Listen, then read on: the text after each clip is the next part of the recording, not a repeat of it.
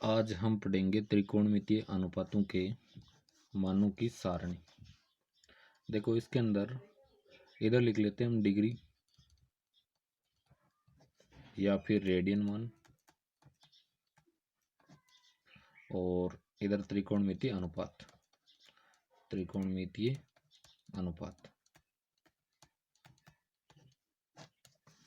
सबसे पहले हम त्रिकोणमितीय अनुपात लिख लेते हैं इधर साइन थीटा, 2 नंबर पे लिखते हैं हम cos theta, tan theta, cot theta, sec theta और कोसेक थीटा।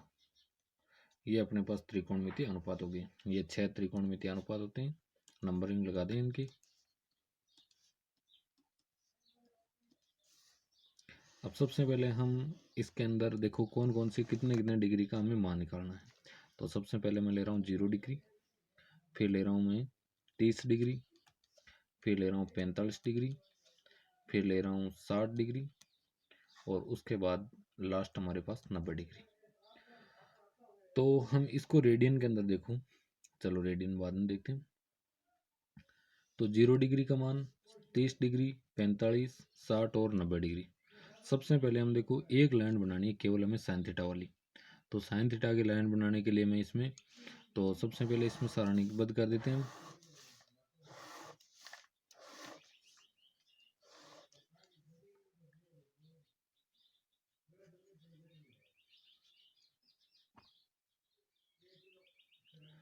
दोस्तों इसमें सबसे पहले 0 डिग्री आ रहा है, 0 डिग्री आ रहा है तो मैं इधर लिख देता हूँ। 0 से संख्या लिखने शुरू करें, 0, 1, 2, 3, 4। अब सबसे बड़ा नंबर कौन सा आ रहा है? 4। देखो मैं इसको पहले लाइन बनाने का तरीका बता रहा हूँ आपको। तो सबसे बड़ी संख्या आ रही है अपने पास 4, तो सब के अंदर 4 का भाग लगा दो, सब के अंदर 4 का भाग लगा देते हैं। अब इनको सरल करके लिख देता हूँ मैं। 0/4 कितना हुआ भाई? 0 में कोई भी संख्या का भाग देंगे 0। 1/4 सरल नहीं हो रहा है, जैसे रख लो। 2/4 यानी ये 2 के पहाड़े से कट रहा है, देखो एक बार, ये 2 की टेबल से कटा 2 बार। 3/4 सिंप्लीफाई नहीं हो रहा। 4/4 अपने पास मान आ गया 1। अब सभी के ऊपर रूट वैल्यू लगा दो, वर्गमूल, अंडर रूट। तो सब के ऊपर मैं रूट लगा देता हूँ, जो जो भी वैल्यू आई है। 0 का रूट कितना होता है हमारे पास? 0। 1 का रूट 1, 4 का रूट हो जाएगा 2, क्योंकि 4 2 का वर्ग होता है, अतः 4 का रूट हो गया 2। 1 का रूट 1, 2 का रूट मान नहीं होता तो हम जैसे रख देते हैं 1/√2। √3 की रूट वैल्यू नहीं है, √3। √4 का मान यानी 2 का वर्ग होता है 4, अतः √4 का वर्गमूल हो जाएगा 2 और 1 का रूट 1। √0 की वैल्यू 0, 1 का रूट 1 हो गया और √4 का मान हो गया 2। 1 का रूट 1, √2 की वैल्यू नहीं होती, √2। √3 का रूट 3, √4 का मान हो गया 2 और √1 की वैल्यू होगी 1। ये अपने पास साइन थीटा के मान आ गए। यानी साइन 0 की वैल्यू कितनी हुई? 0। साइन 30 का मान कितना हुआ? 1/2। साइन 45 का मान कितना हुआ? 1/√2। साइन 60 का मान कितना हुआ? √3/2 और साइन 90 का मान हुआ 1। अब देखो कोस वाले में हमें कुछ नहीं करना है। कोस वाले में इन्हीं मानों को हम लास्ट से लिखना शुरू करेंगे। सबसे पहले इधर से लिख दो, 1 इधर आ जाएगा, √3/2 इधर लिख दो, फिर ये 1/√2, उसके बाद 1/2 और इसके बाद 0। यानी साइन वाली लाइन को लास्ट से घुमा के लिखना है आपको। जो लास्ट मान है उसको पहले लिख दो, इधर से लिखते हो √3/2, 1/√2, 1/2, 0। अब हमने देखो इसमें एक फॉर्मूला पढ़ा था कि टेन थीटा का मान निकालना है। किसकी वैल्यू निकालनी है? टेन थीटा की। तो देखो टेन थीटा के लिए हमने फॉर्मूला पढ़ा था कि साइन बटा कोस। साइन बटा कोस किसका सूत्र होता है भाई? Tan theta. साइन बटा कोस किसका फॉर्मूला है? टेन थीटा का। यानी मैं साइन वाले मान के अंदर कोस वाले मान का भाग दे दूं तो किसका मान आ जाएगा? टेन थीटा का। साइन वाला मान अपने पास आर का है, कोस वाला मान भी आर का है। तो देखो इसमें हम भाग देते जा रहे हैं। तो भाग देने के लिए मैं रफ कॉपी के अंदर बता देता हूँ आपको अलग से। देखो सबसे पहले साइन का मान कितना है अपने पास? सबसे पहले साइन का मान है 0, साइन का मान 0, कॉस का मान कितना है 1। 0 के अंदर 1 का भाग दूंगा, यानी 0 के अंदर किसी भी संख्या का भाग दे दो, सदैव क्या आता है 0। tan 0 का मान कितना हो गया भाई 0। इसी प्रकार में 1/2 के अंदर भाग दूंगा √3/2 का, तो 1/2 इसके अंदर भाग लगाओ √3/2 का। बाहर वाले बाहर मल्टी होगी, अंदर वाले अंदर मल्टी होगी। 1 गुणा 2 बटा, ये बना 2 इंटू √3, 2 से 2 कट के क्या प्राप्त हो गया भाई 1/√3।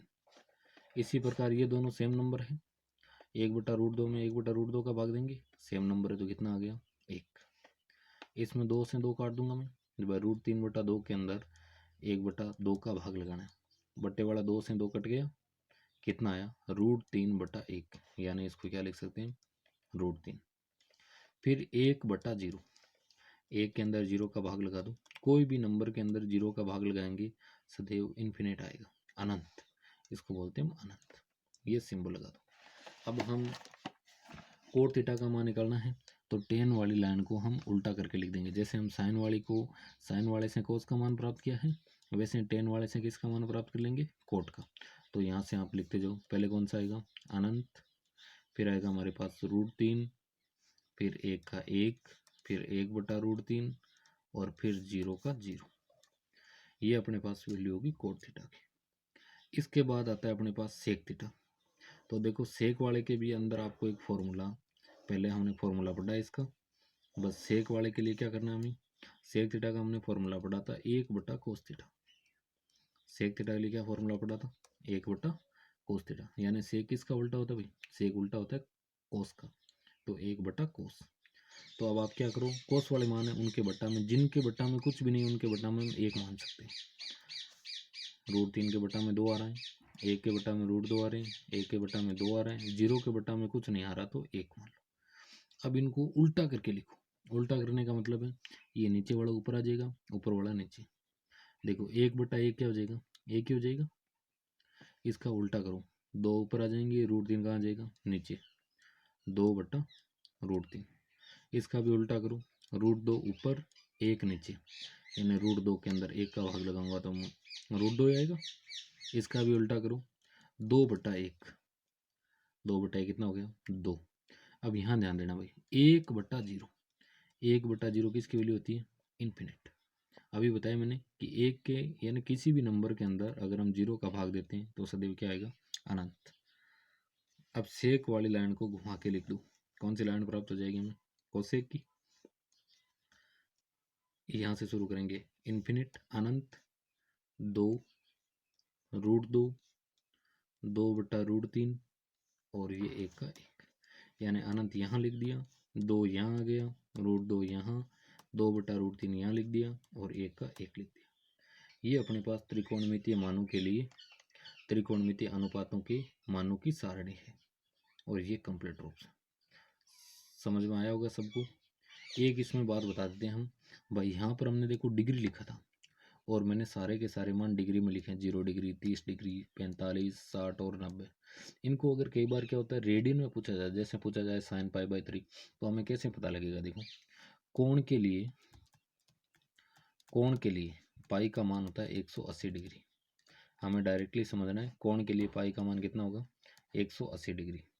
तो अब देखो ये जो डिग्री में आ रहा है, डिग्री को रेडियन में चेंज करने के लिए, डिग्री को रेडियन में चेंज करने के लिए गुणा करना आपको π/180 से। डिग्री को रेडियन में चेंज करने के लिए गुणा किसे करना है π/180 से। ये किसका मान हो जाएगा रेडियन का, यानी रेडियन बराबर फॉर्मूला है अपने पास डिग्री इंटू π/180। तो अब देखो 0 को हम यहाँ पर मान रख के गुणा करेंगे, 0 गुणा π/180, तो ये तो 0 हो जाएगा, यानी रेडियन में भी क्या आएगा 0। अब देखो 30 वाला मान रख के करता हूँ मैं, 30 गुणा π/180, तो 30 से 180 कितनी बार घटा 6 बार, तो ये बन गया π/6, यानी 30 डिग्री को रेडियन में क्या बोलते हैं भाई π/6। ऐसे 45 वाला कर लो, डिग्री का मान कितना है हमारे पास 45 इंटू π/180। अब देखो 45 को 4 से मल्टी करते हैं तो कितना आता है 180, यानी 45 डिग्री को क्या लिख दिया हमने, पाई बटा 4। ऐसे हम 60 वाले को चेंज करते हैं, तो 60 इंटू पाई बटा 180, 0 से 0 कट गया, 6 से 18 कितने बार कटा, 3 बार, यानी 60 को मैं क्या लिख दूंगा, पाई बटा 3। 60 को लिख दिया पाई बटे 3। अब 90 डिग्री है, तो 90 को आप लिख दो, देखो 180 को क्या लिखते हैं, पाई, तो 90 को क्या लिख देंगे, पाई बटा 2। ठीक, ओके।